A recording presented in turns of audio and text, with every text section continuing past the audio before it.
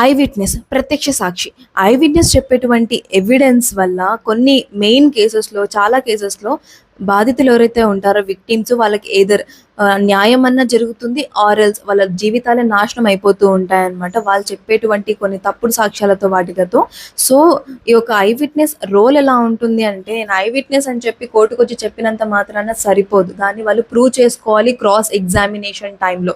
Cross examination లేకపోతే that is different. ఓ మంచి lawyer తగిలి క్రాస్ ఎగ్జామినేషన్ స్టార్ట్ అయింది అనుకోండి, మీరు ప్రశ్న సరిగా వినకుండా సమాధానం చెప్పారు అంటే కేసు మొత్తం పల్టీ కొడుతుందనమాట.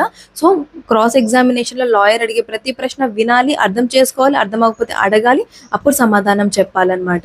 సో, ఇంకొకటేంటంటే వీళ్ళకి ఎంత స్ట్రెస్ ఉంటుంది. Major cases like murder cases, theft, accident ఇలాంటి కేసెస్‌లో బ్రైబ్ చేయడానికి బ్రైబరీ చూస్తారు, లేదంటే థ్రెటన్ చేస్తారు, ఇన్‌ఫ్లుయెన్స్ యూజ్ చేస్తారు. ఏదేదో చాలా ఉంటాయన్నమాట.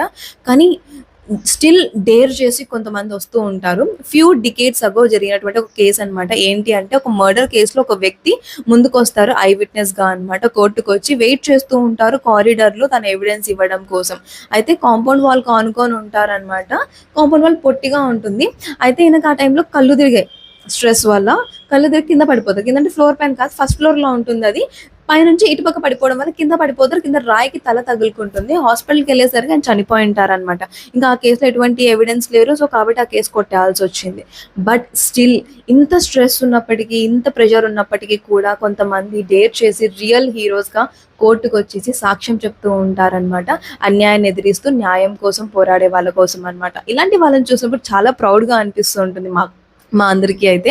మరి మీకేమనిపిస్తుంది ఇలాంటి వాళ్ళ గురించి వినినప్పుడైతే?